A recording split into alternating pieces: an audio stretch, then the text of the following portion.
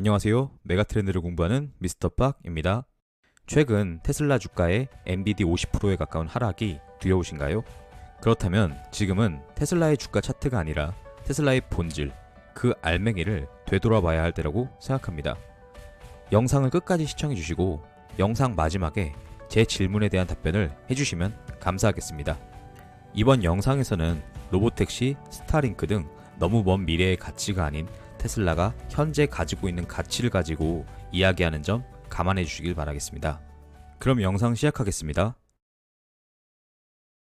2020년 7월 테슬라가 자동차 업계 시가총액 1위의 기업 도요타의 시총을 넘어섰고, 얼마 지나지 않아 기존 내연기관차들의 모든 시가총액을 합친 것보다 더 높은 시가총액을 갖게 되면서 세상을 놀라게 하였습니다. 많은 사람들은 말합니다. 토요타, BMW 등 기존의 자동차 강자들이 제대로 마음을 먹고 전기차 시장에 뛰어들면 테슬라는 금방 따라잡히고 지금의 전기차 시장 점유율을 유지할 수 없다.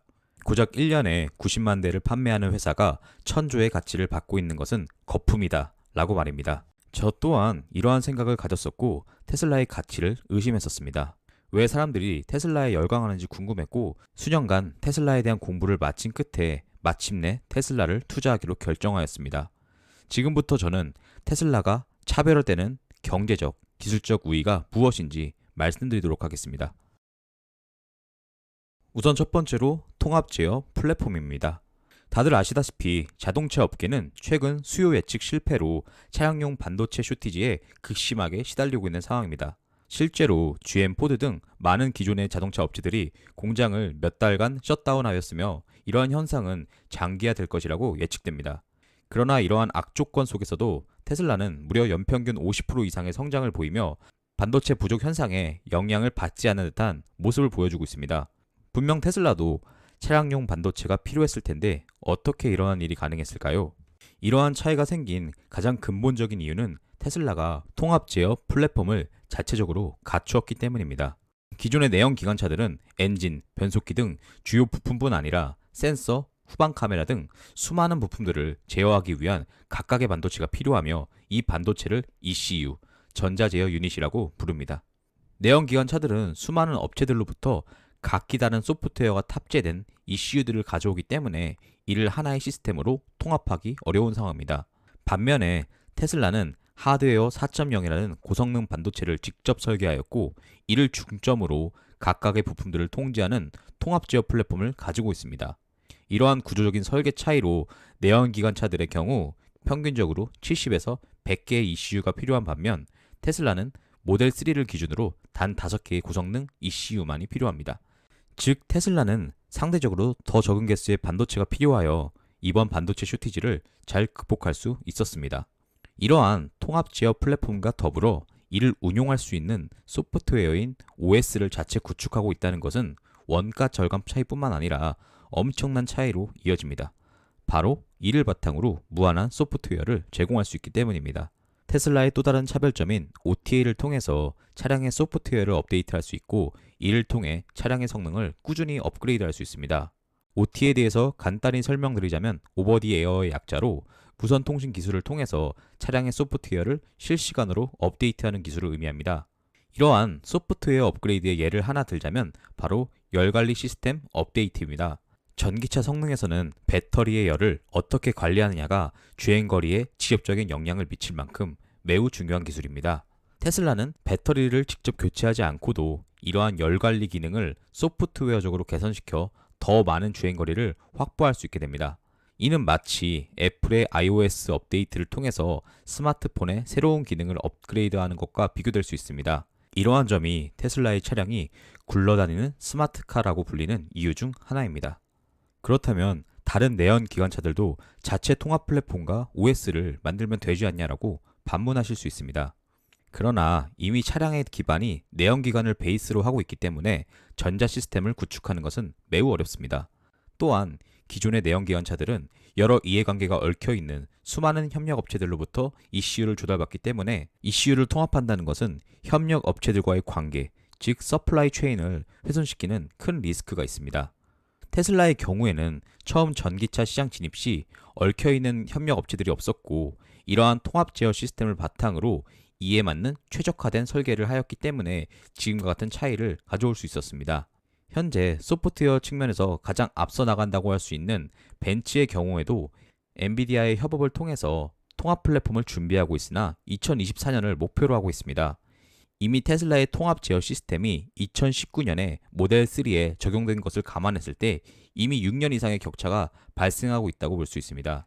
그렇기에 토요타, BMW 등 기존의 강자들이 모터 성능 및 주행거리 등 전기차의 하드웨어 개발을 성공할지라도 이러한 통합 플랫폼을 구축하지 못한다면 테슬라와의 격차를 줄이지 못할 것으로 생각됩니다. 두 번째로 제조의 혁신 기가 캐스팅입니다. 테슬라를 소프트웨어에만 능한 기업이라고 보실 수 있으나 사실 테슬라는 그 어느 기업보다 혁신적인 제조 기업입니다. 그 이면에는 기존 공법에서 정체되는 것이 아니라 매일매일 변화를 주어 새로운 공법을 시도하려는 일론 머스크의 혁신적인 CEO 기질이 발휘되었기 때문입니다. 대표적으로 이를 가장 잘 보여주는 사례가 기가 캐스팅입니다. 기존에는 70여 개의 금속 패널들을 용접을 하여 하나의 바디를 만들었지만 기가 캐스팅을 통해 부품 형상이 새겨진 두 개의 피스에 알루미늄 합금을 넣어 이를 압축하는 방식으로 기존의 공법을 변화시켰습니다. 쉽게 비유를 들자면 붕어빵을 조각조각 연결하여 하나의 붕어빵을 만드는 것이 아니라 붕어빵의 틀에 팥을 넣어 이를 한 번에 만드는 방법이라고 생각하시면 됩니다. 이를 통해서 하루 700개 이상의 부품, 월 25,000개의 부품을 하나의 설비에서 생산하며 양산 속도를 크게 늘릴 수 있었습니다. 또한 기존 공법에서 사용되는 컨베이어 벨트와 약 300대의 로봇을 대체함으로써 공정을 단순화할 수 있고 이를 통해서 생산 단가를 40% 이상 낮출 것이라 예상됩니다. 테슬라가 경쟁사 대비 압도적인 마진율을 자랑하는 것은 이러한 혁신적인 제조 공법이 뒷받침되었기 때문이라고 볼 수 있습니다.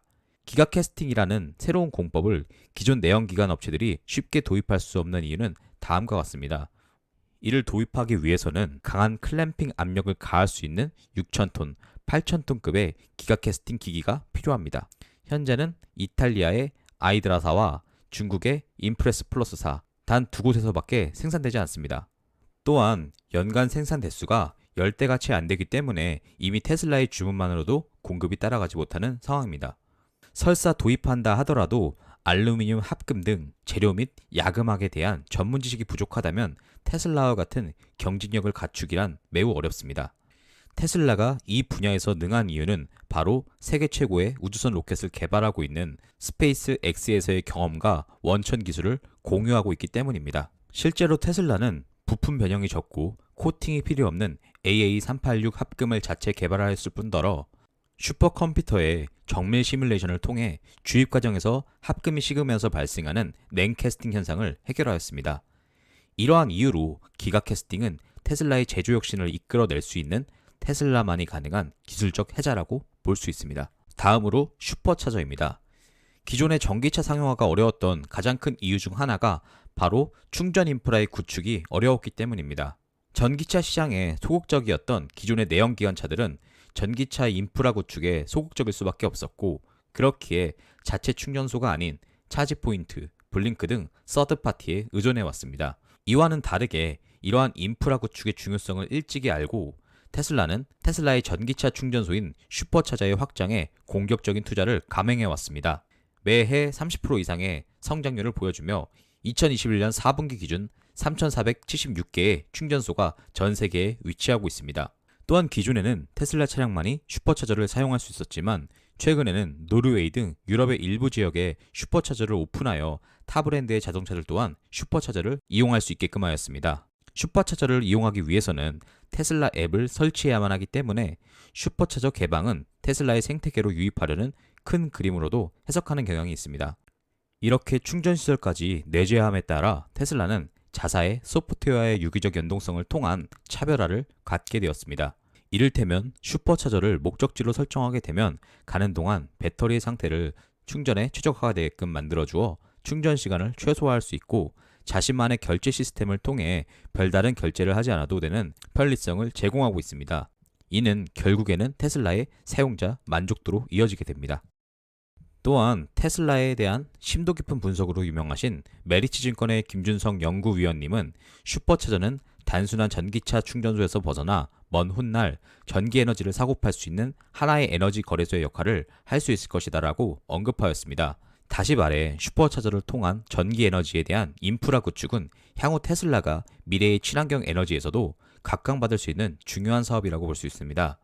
저 또한 개인적으로는 슈퍼차저 ESS를 포함한 테슬라의 에너지 사업부가 자동차 사업부를 넘어서 테슬라가 퀀텀 점프할 수 있는 매우 중요한 사업부라고 생각하고 있습니다. 지금까지의 내용을 정리하자면 테슬라는 소재부터 제조, 충전 인프라, 플랫폼, 그리고 서비스까지 모두 관여하는 수직 계열화를 통해 기존 내연기관차들과의 차별화를 추구하고 있습니다.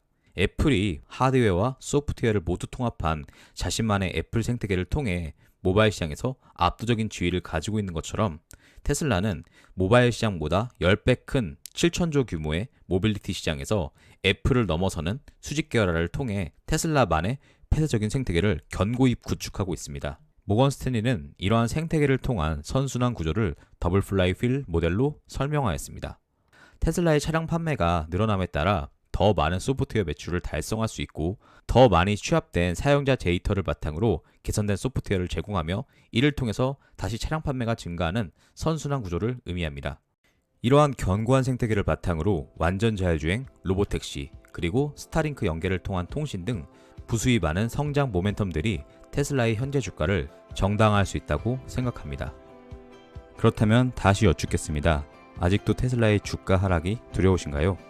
부디 이번 영상이 여러분들의 투자에 있어 도움이 되셨길 진심으로 바라겠습니다. 제 채널을 구독해 주신다면 오늘 미처 다루지 못한 로보택시, 스타링크 등 더 많은 테슬라 이야기를 받아보실 수 있습니다. 그럼 영상 여기서 마치도록 하겠습니다. 긴 시간 시청해 주셔서 감사합니다. 앞으로도 양질의 정보로 찾아뵙도록 하겠습니다. 좋은 하루 되시길 바라겠습니다.